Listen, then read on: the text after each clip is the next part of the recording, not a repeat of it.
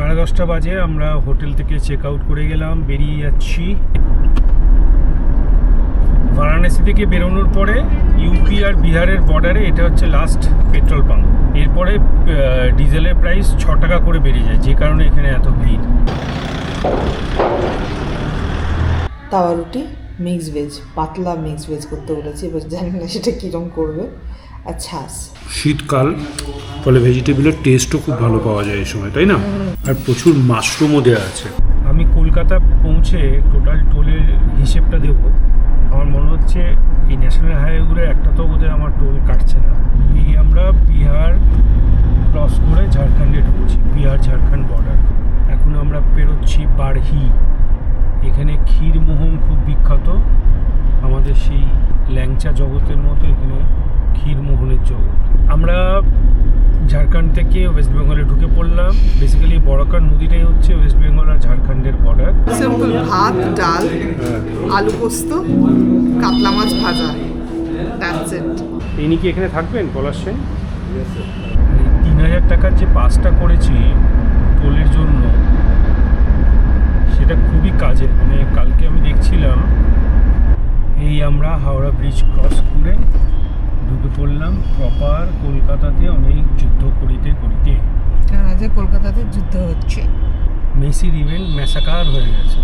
কি অবস্থা, লোকে হাজার হাজার টাকা দিয়ে, হাজার না মানে হাজার কম বলছি, মানে সব 5-6 হাজার টাকা লোকে মিনিমাম থেকে খরচা করেছে। আমরা দুই বন্ধু আর আমাদের বিশ্বস্ত সহচর যাযাবর বেরিয়ে পড়লাম বারাণসী থেকে কলকাতার উদ্দেশ্যে। প্রায় 700 কিলোমিটারের মতো রাস্তা, ননস্টপ চালালে 12 ঘন্টা মতো লাগবে বলে দেখাচ্ছে। তো প্রথমে আমরা এসেছিলাম মানালি থেকে সোনিপত, তারপর সোনিপত থেকে বারাণসী, আর এবার বারাণসী থেকে কলকাতা।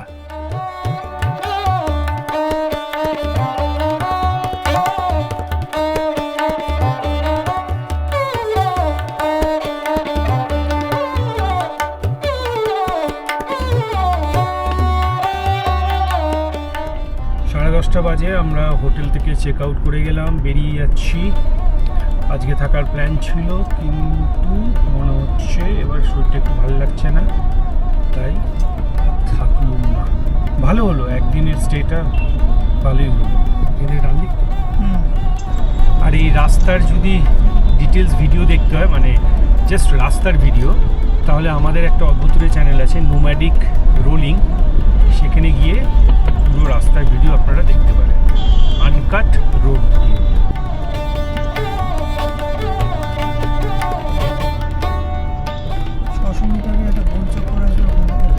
আমরা বারাণসী থেকে কলকাতা পুরোটাই ন্যাশনাল হাইওয়ে 19 দিয়ে যাব, যেটা পুরনো GT road, grand trunk road. তো রাস্তায় পরপরেই পরিচিত জায়গাগুলো পড়বে। প্রথমে পড়বে সাসারাম। এটা কিন্তু একটা বেশ ঘোরার জায়গা, বিশেষ করে আপনারা যারা ইতিহাসে ইন্টারেস্টেড তাদের হয়তো ভালো লাগবে জায়গাটা। আফগানরা যখন ভারতবর্ষ শাসন করছিল তখন সাসারাম একটা ইম্পর্টেন্ট জায়গা ছিল। শের শাহ সুরি, মানে যিনি গ্র্যান্ড ট্রাঙ্ক রোড তৈরি করেছিলেন, তার জন্ম কিন্তু এই সাসারামে। ওখানে একটা লেক আছে, আর লেকের মাঝখানে শের শাহের কবর আছে, সেই খুব সুন্দর। ওটা ছাড়াও ওখানে প্রচুর সেই আমলের বিল্ডিং স্থাপত্য আছে, যেগুলো বেশ ইন্টারেস্টিং।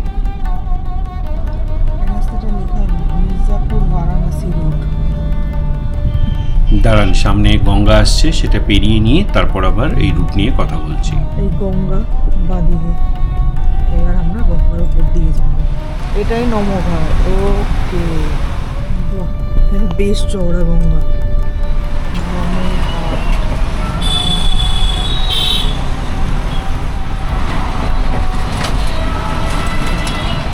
এখানে এই জায়গায় গঙ্গাটা বেশ চওড়া, এখানটা তাও পলি পড়ে আছে। হ্যাঁ, যেটা বলছিলাম, এরপর পূর্বে ঔরঙ্গাবাদ। আমাদের এই স্টেজের মধ্যে কখনো যদি নাইট স্টে করার প্ল্যান থাকে তাহলে আমরা ঔরঙ্গাবাদেই নাইট স্টে করি। ওখানে আমরা বেশ কয়েকবার থেকেছি। ঔরঙ্গাবাদ থেকে একটু এগোলে একটা রাস্তা আবার গয়ার দিকে চলে গেছে, বোধ গয়া। তারপরে পড়বে বাড়হি।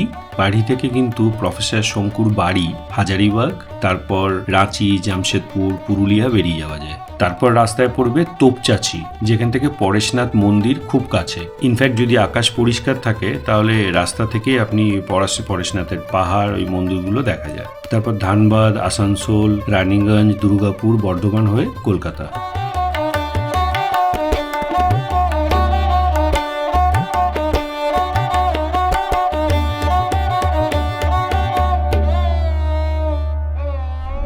বারাণসীর ভেতর থেকে বেরিয়ে ন্যাশনাল হাইওয়েতে পড়তেই এখন বাজে হচ্ছে 11:30। আমরা কটা বেরিয়েছি? 10:30 নাগাদ। 10:37 নাগাদ। প্রায় 1 ঘন্টা মতো লেগে গেল। আমরা অনেক এগিয়ে পড়লাম। রোদের সেরকম তেজ নেই, চারিদিকের কুয়াশা মতো হয়ে আছে। কে দেবে? লোকই তো না। हवा का कोई नहीं है, हवा नहीं है, नाइट्रोजन भी नहीं चल रहा है। तो आप बताओ। বারাণসী থেকে বেরোনোর পরে ইউপি আর বিহারের বর্ডারে এটা হচ্ছে লাস্ট পেট্রোল পাম্প। এরপরে ডিজেলের প্রাইস 6 টাকা করে বেড়ে যায়, যে কারণে এখানে এত ভিড়।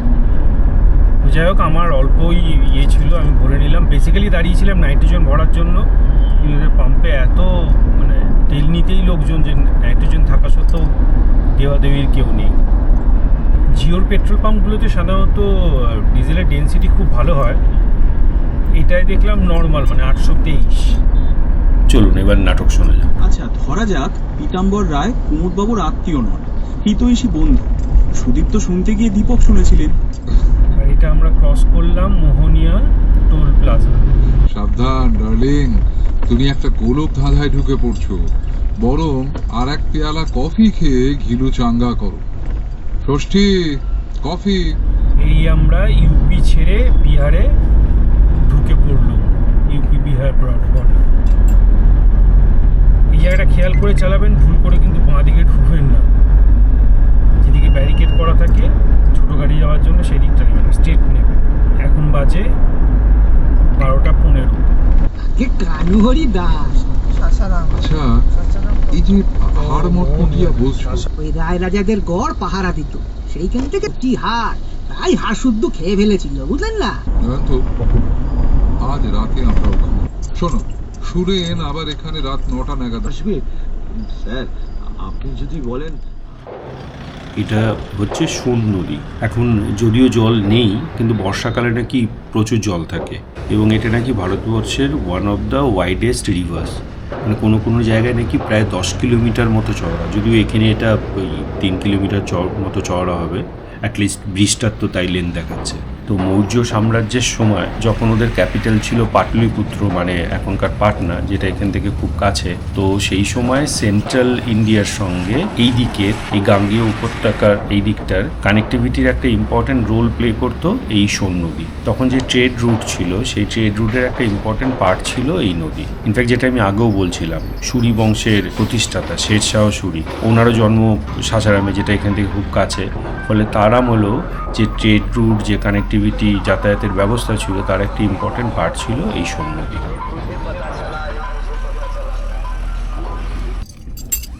প্রত্যেকবার যাই, কখনো নদীটার ভিডিও তোলা হয় না, তাই ভালো এবার একটু তুলে দেখাই। ব্রিজটা বিশাল লম্বা, মাঝখানে পুরো কাশফুল ফাশফুল হয়ে গেছে।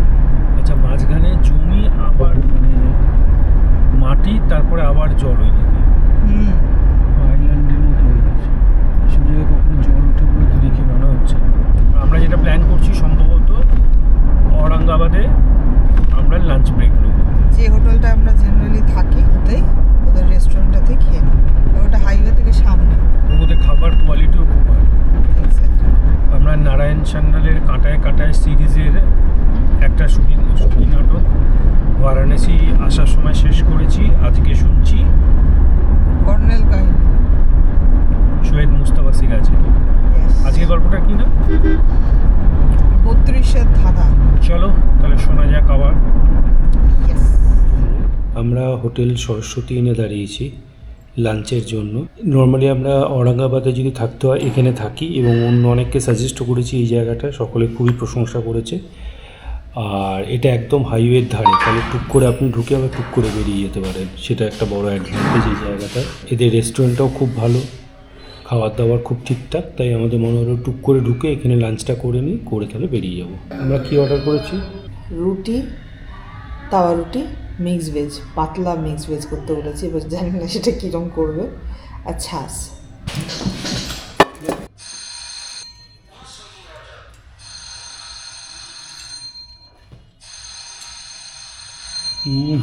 ভালো, দারুণ করেছে, দারুণ টেস্টি হয়েছে।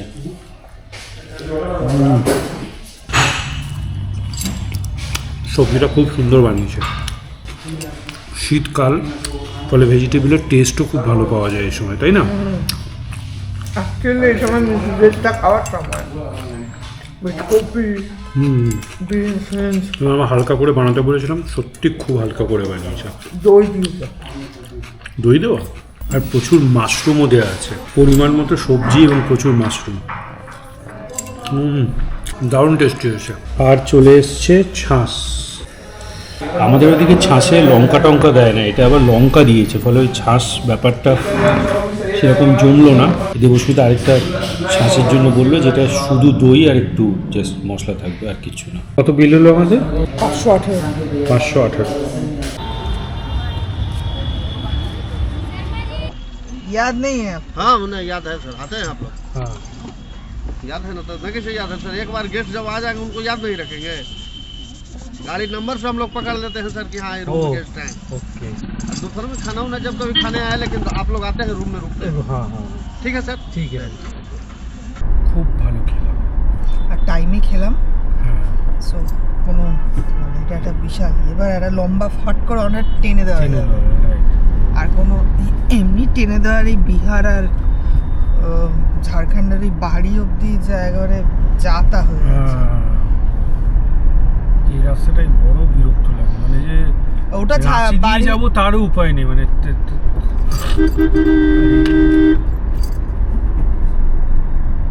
পুরো লাবড়ার তরকারি, দইটা খেয়ে আরাম হচ্ছে বেশ। হচ্ছে। নুন বেশি আছে ঠিক আছে, কিন্তু আলটিমেটলি তো দই। উপর কি খুলেছে নাকি যে বেরিয়ে যাবনি? আমরা তল দিয়ে গেছি কিন্তু না, আমরা উপর দিয়ে গেছি, ওই যে উপর দিয়ে অটোগুলো যাচ্ছে, ওই দিক দিয়ে বেরিয়ে গেছে। বাবা, এ তো আবার পেছবে, দাঁড়া ডাম্পারটা তো একবারে ঘুরতেও পারবে না, আবার ঘুরতে পারবে না, আবার পেছতে হবে। বড় ডাম্পার আছে।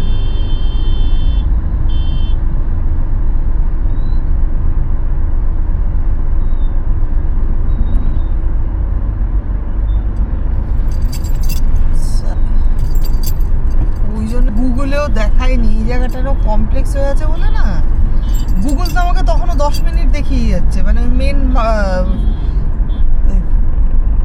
ওই দিক দিয়ে ঢোকার এন্ট্রিটা দেখাচ্ছে, যে কারণে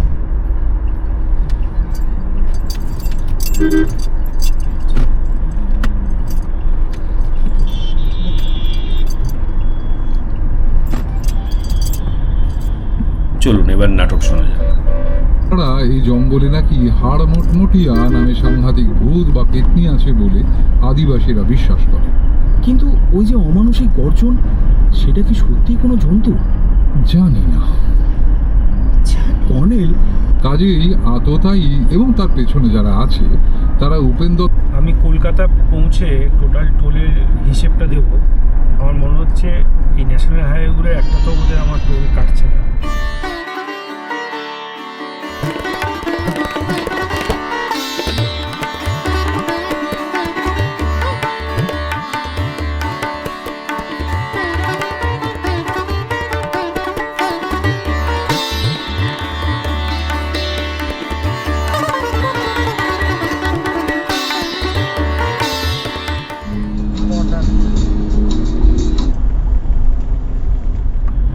এই আমরা বিহার ক্রস করে ঝাড়খণ্ডে ঢুকছি, বিহার ঝাড়খণ্ড বর্ডার।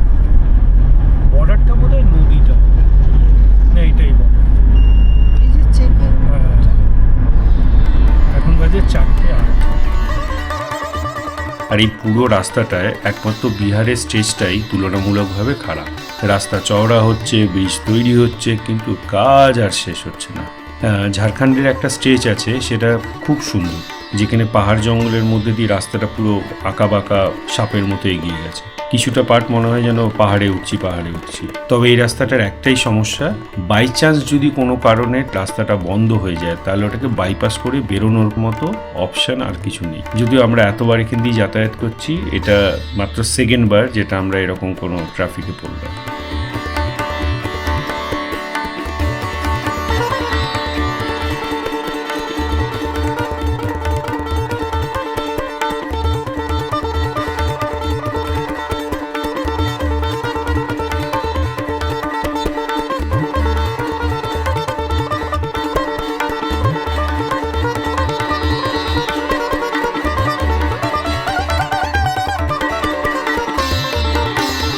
আদারওয়াইজ যদি সৌন্দর্যের দিক দিয়ে ভাবি, এই স্টেজটাতে এই জায়গাটা আমাদের সব থেকে বেশি সুন্দর লাগে। বিশেষ করে যদি বর্ষাকালে এখান দিয়ে যান অথবা সূর্যাস্তের সময় খুব সুন্দর লাগে। অবভিয়াসলি সূর্যোদয়ের সময়ও খুব ভালো লাগবে, যদিও ভোরের দিকে আমরা কখনো এখান দিয়ে পাস করিনি। টিল বারাণসী মাখনের মতো রাস্তা, ওইদিকে ঝাড়খণ্ড ওয়েস্ট বেঙ্গলের রাস্তাও ডিসেন্ট। যদিও কয়েক মাস আগে অবধি আসানসোল থেকে যে কলকাতা স্টেজটা, সেটা পুরোটায় প্রচুর কাজ হচ্ছিল, ফ্লাইওভার্স তৈরি হচ্ছিল, তখন বিভৎস একটা জ্যাম হতো, এখন বেটার।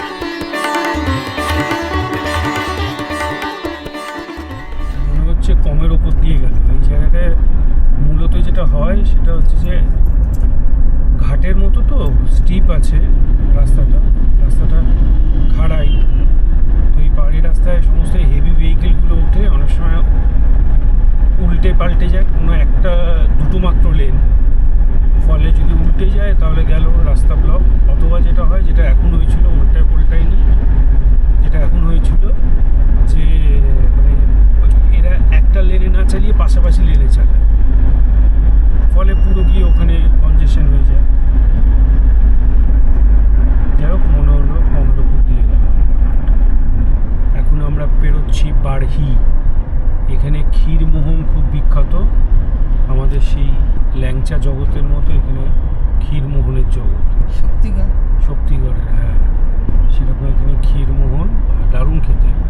যারা মিষ্টি ভালোবাসে, আমরা বেশ কয়েকবার নিয়ে গেছিলাম। আজকে আর দাঁড়াবো না, নিয়ে যাওয়ার ইচ্ছা নেই। বাড়ি পেরিয়েই তো কোথায় রাঁচি যাওয়ার যে মোড়টা পড়ে, বাড়ি থেকে ডান দিকে চলে গেলে রাঁচি, হাজারিবাগ, হ্যাঁ, জামশেদপুর, ওই দিকগুলো যেতে গেলে ডান দিকে চলে গেলে সোজা টুয়ার্ডস কলকাতা। এই ফ্লাইওভারটা আমরা প্রায় 4 বছর ধরে দেখছি, তৈরি হচ্ছে তো হচ্ছেই। চলুন এবার নাটক শোনা যাক। অধিকারী হয়ে যাচ্ছেন জয়ন্ত, এই কেসের এটাই সবচেয়ে অদ্ভুত। সেই রাত্রে পুলিশ বাহিনী গড়ের গোপন সুড়ঙ্গ থেকে চোরাই অস্ত্রশস্ত্রের পেটিগুলি নিয়ে যাওয়ার সময় বাংলোর কাছে সুরেনকে গাড়ি থেকে নামিয়ে দিয়েছিল। ওসি তপেশ সান্যাল কর্নেলের সঙ্গে বাংলোর লনে প্রশ্ন করে তার হঠাৎ অট্টহাসির কোনো উত্তর পেলেন না। কিছুক্ষণ পরে গাছপালার শীর্ষে চাঁদ দেখা গেল। বনভূমিতে জ্যোৎস্না ক্রমশ গাছ ছমছম করা অনুভূতির সঞ্চার করল।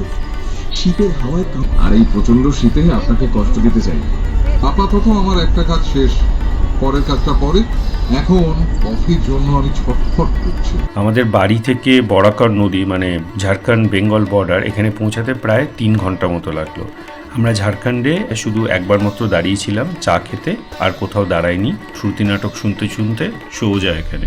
আমরা ঝাড়খণ্ড থেকে ওয়েস্ট বেঙ্গলে ঢুকে পড়লাম। বেসিক্যালি বরাকর নদীটাই হচ্ছে ওয়েস্ট বেঙ্গল আর ঝাড়খণ্ডের বর্ডার, আগে যেটা বিহারের বর্ডার ছিল। আর এখন বাজে 8:23, আমরা ঢুকে পড়েছি এবার ওয়েস্ট বেঙ্গল। কিন্তু কলকাতা বা বাড়ি পৌঁছাতে টাইম দেখাচ্ছে, মানে যদি আমরা খেয়ে দিয়ে মানে খাবার ব্রেক তো নিতেই হবে, মোটামুটি 3টে সাড়ে 3টে বাজবে। সেটা তো অবভিয়াসলি সম্ভব নয়। ফলে আমরা এখানে একটা হোটেল আছে আসানসোলের ওখানে, আমরা এর আগেও একবার ওখানে থেকেছিলাম, তো ওখানে আমরা নাইট স্টে করবো, এরকমই প্ল্যান।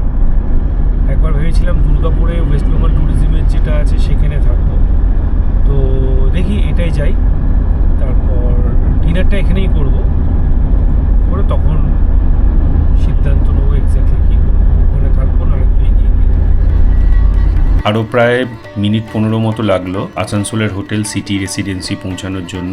সিটি আর রেসিডেন্সি দুটোর স্পেলিংয়েই দেখছি ওয়াইগুলোকে আই করে রেখেছে কোনো একটা কারণে। কি অর্ডার করেছি একবার বলে দিবি? সিম্পল ভাত, ডাল, আলু পোস্ত, কাতলা মাছ ভাজা, দ্যাটস ইট।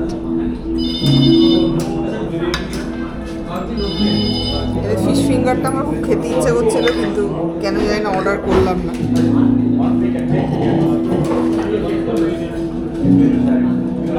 এই হচ্ছে রুমটা। মোটামুটি মিনিমাম জিনিসপত্র আছে, যদিও একটু ছোট সাইজ, কিন্তু ঠিক আছে। এই ট্যারিফে এই রুমটা ঠিক আছে, তাই না? আর আমাদের রুম নাম্বারটা কত রে? 109। 109। শুধু যেগুলো কমপ্লেন করে যেতে হবে সেটা হচ্ছে যে টাওয়েলে প্রচণ্ড দাগ, প্রচুর স্পটস, পরিষ্কার নয়, এবং বেডশিট আর এটাও পরে আমরা দেখলাম ওগুলো তো ভেতরের দিকে ফোল্ড থাকে, ফলে বোঝা যায় না। পরে দেখলাম সেগুলো খুব একটা ক্লিন একদম যেটা সেটা নয়। এবং আমরা যখন টাওয়েল চেঞ্জ করতে বললাম, চেঞ্জ করে যেটা দিল সেটাতেও দাগ। তো এবং জাতা ছিল। হ্যাঁ, এর আগেও আমরা একবার এখানে ছিলাম এবং তখন আমাদের অভিজ্ঞতা যথেষ্ট ভালো ছিল। খাওয়া দাওয়া যেরকম আগেরবারও ছিল এবারও সেরকমই আছে, খুবই ভালো। আর টাওয়েলগুলোর কন্ডিশন থেকে বোঝা যাচ্ছে যে এইগুলো চেঞ্জ করার টাইম চলে গেছে, মানে এইগুলোর জন্য কোনো মানে এটা কোনো রকেট সায়েন্স নয় যে এই টাওয়েলগুলো বাতিল হওয়ার যোগ্য, মানে বাতিল হওয়ার যোগ্য তা অনেক দিন আগেই পেয়ে গেছে, কিন্তু কেন জানি না এখনও এগুলো চেঞ্জ করেনি। তো এই হচ্ছে ব্যাপার। ছোট রুম কিন্তু ঠিক আছে। আমাদের কত নিল আফটার ওই কোনো একটা ডিসকাউন্ট ছিল? আমরা এক থেকে করলাম, হ্যাঁ, আমাদের ওই 1610 না 1613 টাকা মতো পড়েছে। আচ্ছা এমনিতে এই রুমগুলো ট্যারিফ ওরা প্রায় বোধহয় এমনিতে 2.5-3 মতো করে নেয়। আচ্ছা। তো হ্যাঁ সেটাই না। এখানে আরেকটা ব্যাপার হচ্ছে যে এমনি স্পেস যথেষ্ট, স্পেস খুব কম নয়, আমাদেরও লাগেজ অনেকটা, কিন্তু সেটা হলো জিনিস রাখার জায়গা আমার মনে হলো একটু কম। যেমন এদের বাথরুমটা খুব, মানে প্রত্যেকটা রুমেরই বোধহয় বাথরুম খুব ভালো, মানে পুরো সেকশন আলাদা, স্নান করার জায়গা আলাদা, মানে একদম প্রপারলি গ্লাস ডোর করে আলাদা, মানে এইরকম না যে এই ভিজে তারপর এই যে রুম ভিজে যায় একটা বিচ্ছিরি ব্যাপার হয়, সেইটা হয় না। এবং টাওয়েল দেওয়া আছে ফ্লোরে প্রপারলি, তো বাথরুমটা খুব অর্গানাইজড, মানে একটা পুরো ড্রাই সেকশন, একটা পুরো ওয়েট সেকশন। এখানে একটা আয়না আছে, ফুল সাইজ আয়না, আর এই হচ্ছে বাথরুম। ছোট কিন্তু ডিসেন্ট আর পরিষ্কার পরিচ্ছন্ন।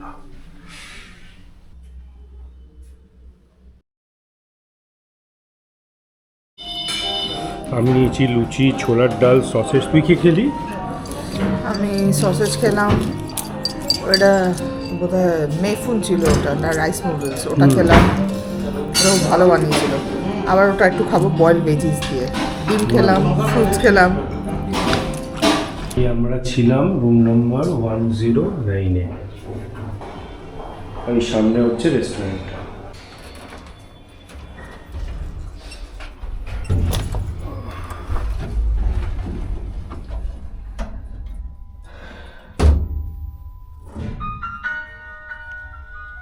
এবারের মতো টাটা বাই বাই আসানসোল।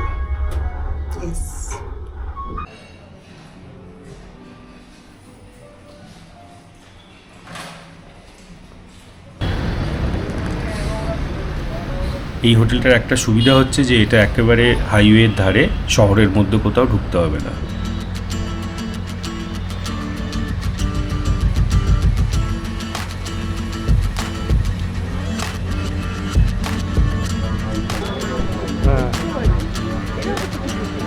ইনি কি এখানে থাকবেন পলাশ সেন?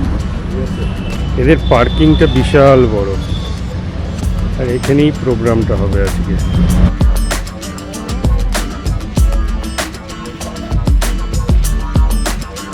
স্টেজ বাঁধার কাজ চলছে, আর এই বাড়িতে যারা থাকে এরাও টিকিট বিক্রি করতে পারে, এখান থেকে তো জানলায় বসে বসে দেখতে পাবে। আমাদের বেরোতে বেরোতে প্রায় 11টা বেজে গেল।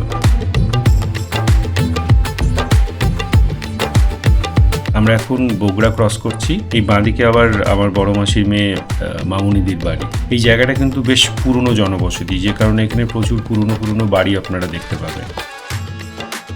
আর এখানে একটা খাসির দোকান ছিল রাস্তার উপর, দেখতে পাচ্ছি না, বোধহয় পেরিয়ে এলাম।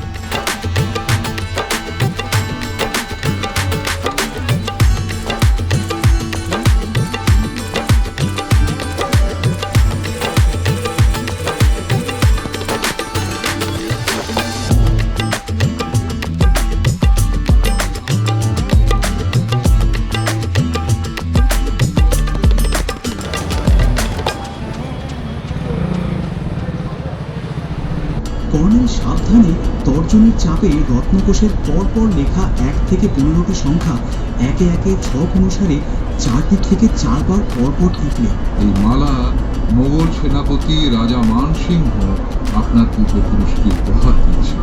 হালদার মশাই সহাস্যে বলে উঠলেন, কি কাণ্ড! এমন একটা হিস্টোরিক্যাল জুয়েলের জন্য যুদ্ধ বাঁধবে না কেন? আবার 32-এর ধাঁধার জট না ছাড়াতে পারলে কিন্তু এটা খুলবে না। কাজেই সাবধান, ভিতরে কাগজটা রেখে দিন।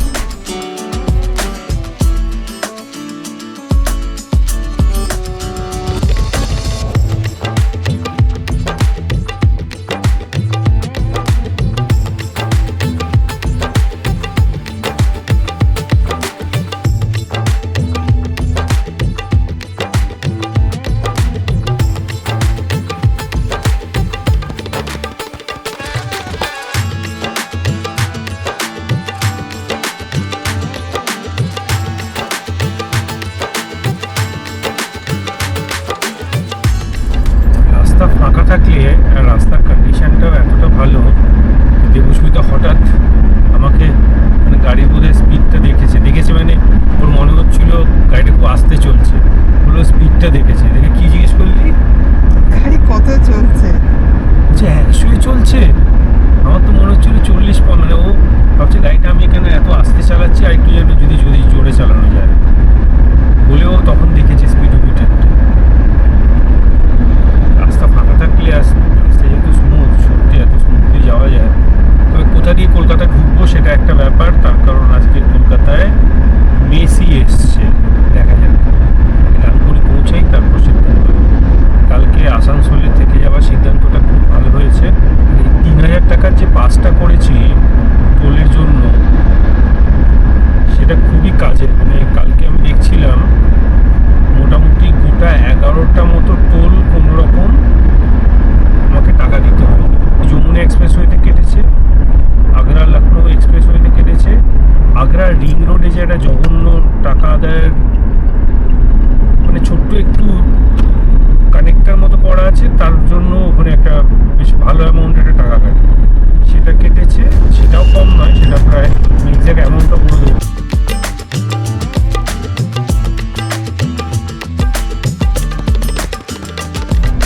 হয়তো 2-2:30 নাগাদ একটা অল্প কিছু খেয়ে নেব, কারণ বাড়ি পৌঁছাতে 3-4 হলে আবার একটা খাওয়ার অনিয়ম হবে, ফলে হালকা কিছু একটা খেয়ে নেব, খেয়ে তারপর কলকাতায় ঢুকবো। আমরা ডানকুনি ক্রস করছি। আমি যে স্পিডে ভিডিও পোস্ট করছি, মনে হচ্ছে যতদিনে এই ভিডিওটা পোস্ট করব ততদিনে এই ব্রিজটা তৈরি হয়ে যাবে। ডানকুনির কুখ্যাত যে জ্যাম হয়, সেই জ্যামের হাত থেকে আশা করি বেঁচে যাবো ব্রিজটা তৈরি হয়ে গেলে। যাই হোক, সোজা রাস্তাটা চলে গেছে বম্বে রোডের দিকে, আমরা যাব বাঁ দিকে টুয়ার্ডস দক্ষিণেশ্বর ডানলপ। যদি আপনারা সেকেন্ড হুগলি ব্রিজ দিয়ে কলকাতা ঢুকতে চান, তাহলে বাঁ দিক না নিয়ে সোজা চলে যেতে হতো।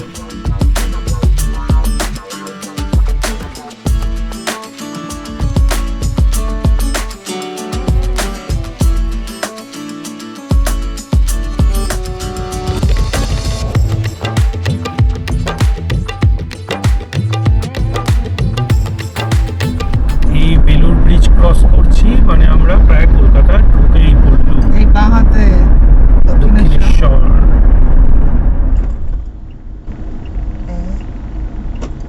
দেখে क्या हुआ भैया? কি হলো বাংলা গো? কি হয়েছে ওখানে? ঘুরিয়ে নেবো।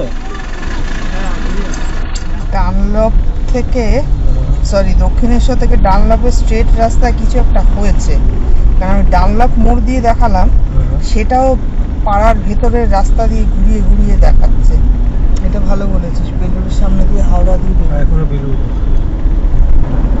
লরি দাঁড়িয়ে আছে বলেও তো লাল দেখায় অনেক সময়, এবার সেটা জানি না, ওখানে তো লরিগুলো দাঁড় করিয়ে রাখে, বুঝতে তো পারছি না সেটা। বাওয়াল হচ্ছে এত জায়গা জায়গা, থ্রিল কলকাতা ঢোকা মানে এটা এই ব্যাপার। ঝাড়খণ্ডে দাঁড়াতে ভীষণ বিরক্তিকর, কলকাতার ব্যাপারে বাওয়াল হয়ে গেছে ইয়ে নিয়ে খেলাখেলি।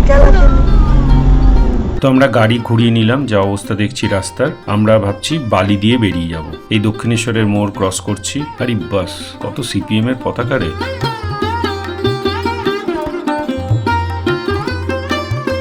এই ডান দিকে দক্ষিণেশ্বর মন্দিরের রাস্তাটা চলে গেল।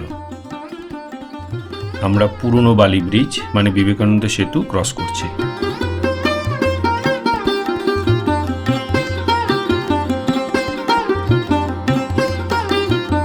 আচ্ছা, বালি কিন্তু দেবস্মিতার জন্মস্থান, মানে কয়েক মাসই ছিল ও এখানে। এখানে কেদারনাথ হসপিটাল বলে একটা হসপিটাল ছিল, যেখানে ওর জন্ম। যদিও শুনতে পারলাম নাকি কিছুদিন হলো এই হসপিটালটা বন্ধ হয়ে গেছে। এই বেলুড় মঠের মোড়টা পেরোচ্ছি, বাঁদিকে গেলে বেলুড় মঠ। বাসের লেন করেছে আলাদা, তারপরেও ট্রাফিকটা দেখ, ওসব ব্রিজের ওপরটা ভিড়বে, টাইমে বাস চলবে। কি সুন্দর এই জায়গাটা ইয়ে করা। এই কমিশন ব্যাপারটা যদি না থাকে না, যদি তাহলেই তো সবকিছু এক্স্যাক্টলি এমন পুরো গভর্নমেন্ট হয়ে গেলেই তো শেষ হয়ে যাবে। টাইমিং এর তো ব্যাপার, তুমি টাইমিং বাড়িয়ে জিনিস স্মুথ চলবে, দাঁড় করিয়ে রাখা। যাই হোক, এখন বাজে 2:35, প্রায় 50 মিনিট লাগলো বালি পেরিয়ে হাওড়া ব্রিজে উঠতে।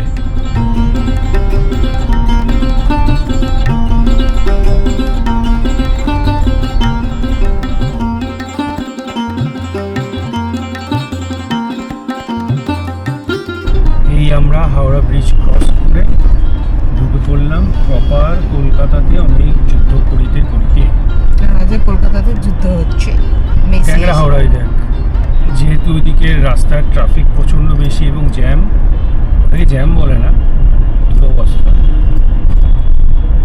ফলে এই দিক দিয়ে এলাম আজকে। দুরবস্থা নয়, বেলঘরিয়া এক্সপ্রেসওয়েতে কাজ হচ্ছে, কল্যাণী এক্সপ্রেসওয়েটা ওখান থেকে কানেক্ট করাচ্ছে। সেই কাজটার জন্য অনেক দিন ধরেই একটা ওখানে লম্বা ট্রাফিক।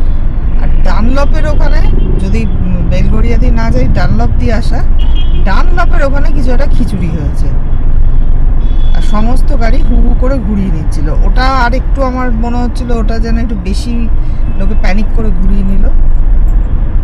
যাই হোক, কিন্তু যেটা হয়েছে সেটা হচ্ছে আজকে সারা কলকাতা খুব মেসি হয়ে আছে, কারণ লিওনেল মেসি এসেছিল এবং সেটার জন্য বিশাল ঝামেলা, খবরে সবাই দেখছে, আমরাও দেখছিলাম পথে যে কোন রাস্তা দিয়ে গেলে ঝামেলাগুলো এড়ানো যায়। তো সেটার একটা বিশাল রাশ আছে গোটা কলকাতা জুড়ে, যা বুঝতে পারছি। প্রচুর মানুষ এসেছিল ইভেন্টটা দেখতে। মেসির ইভেন্ট ম্যাসাকার হয়ে গেছে। কি অবস্থা, লোকে হাজার হাজার টাকা দিয়ে, হাজার না মানে হাজার কম বলছি, মানে সব 5-6 হাজার টাকা লোকে মিনিমাম থেকে খরচা করেছে, তারপরে তো আছেই। তো সেগুলো করার পর লোকজন দেখতে পায়নি। এটা তো ব্রেমান রোডের মুখটার জ্যাম। ইলিয়েট রোড হচ্ছে ইটিভির অফিস যেটা ছিল, পার্ক স্ট্রিটে ইলিয়েট রোড, আমি যেতাম। মাগো কি অবস্থা, মানে মির্জা গালিব স্ট্রিটের লাগোয়া। তো গতকাল যখন বাড়ি ঢুকলাম, বাড়ি ফেরার আনন্দে, আর তখন ভিডিও রেকর্ড করা হয়নি। ফাইনালি মেসির ম্যাসাকার, যদিও মেসি ম্যাসাকার করেনি, আমরা তো সেই সমস্ত ঝামেলার জন্য যে রোড একটু ট্রাফিক হয়েছিল কলকাতায়, সেই সমস্ত কাটিয়ে কুটিয়ে ফাইনালি আমরা ঘরে ঢুকলাম। তখন প্রায় 3টে বাজে। তো এবার বলি আমাদের টোটাল কত খরচা হলো এই পুরো রোড ট্রিপটায়। তো মানালি থেকে শনিপাত আসায় কত কি খরচা হয়েছে সেটা আমি আমার মানালি শনিপাতের যে দুটো ভিডিও সেটা আলোচনা করেছি। যারা দেখেনি তারা উপরে আমি আই বাটনে ওই দুটো ভিডিও লিঙ্ক দিয়ে দিচ্ছি, ক্লিক করে দেখে ফেলুন। এখন বলছি দিল্লি বা শনিপাত থেকে কলকাতা আসার রোড ট্রিপের টোটাল কত খরচা হলো। দিল্লি বা শনিপাত থেকে কলকাতার ডিস্টেন্স প্রায় কম বেশি 1550 কিলোমিটার। তো আমাদের তেল পুড়েছে 9000 টাকা মতো কম বেশি। আর এখন শীতকাল, ফলে এসি খুব কমই চলেছে, তো গরমকালে হয়তো কস্টিংটা একটু বাড়বে এসির জন্য। আর আমাদের টোলের জন্য টোটাল কস্ট পড়েছে 1055 টাকা। আমরা টোটাল 20টা টোল ক্রস করেছি। বাড়ির সামনে, বাড়ি থেকে বেরিয়েই একটা, তারপরে 5টা যেটার জন্য টাকা দিতে হয়েছে, তারপরে লখনৌ থেকে কলকাতা আসতে আমরা আরও 14টা টোল ক্রস করেছি এবং একটা তো কোনো রকম চার্জেস লাগেনি, কারণ ওই অ্যানুয়াল পাসটা আমার ভরা ছিল বলে।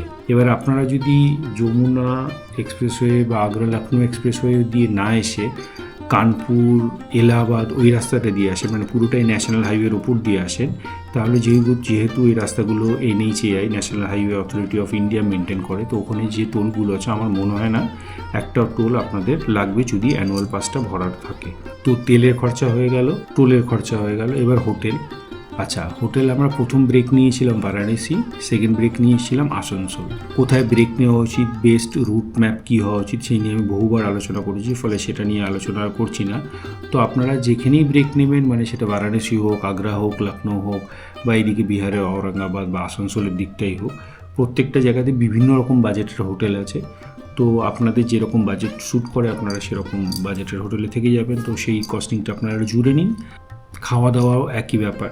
এই রাস্তায় প্রচুর সব ধরনের হোটেল পাবেন, ভিডিওতে আমরা দেখিয়েছি, ফলে সেইখানেও আপনারা কী ধরনের খাবার খাচ্ছেন সেটার উপর ডিপেন্ড করে আপনাদের কস্টিং একটা হিসেব করে নিন। তো এবারে আমাদের দুই বন্ধু আর আমাদের যাযাবর, আমাদের রোড ট্রিপের গল্প এই অবধি। খুব শিগগিরই আপনাদের সঙ্গে দেখা হচ্ছে একটা নতুন ট্রাভেলগে। ভালো থাকবেন, ভালো রাখবেন। আর আমি যেটা বারবার বলি, যেখানে ঘুরতে যাবেন দয়া করে জায়গাটা নোংরা করে আসবেন না। আর হ্যাঁ, আপনারা অল্প কয়েকজন, হাতে গোনা কয়েকজন যারা আমাদের ভিডিও দেখছে, তাদের কাছে আমরা যে কতটা কৃতজ্ঞ সেটা বলে বোঝাতে পারবো না। এইভাবেই সাপোর্ট করে যান। যতদিন আমরা ভিডিও বানাবো আপনাদের কখনোই ভুলবো না। নমস্কার। ভালো থাকবেন, ভালো রাখবেন, আর সুযোগ পেলেই বেরিয়ে পড়ুন এবং যেখানে যাবেন দয়া করে জায়গাটা নোংরা করে আসবেন না। নমস্কার।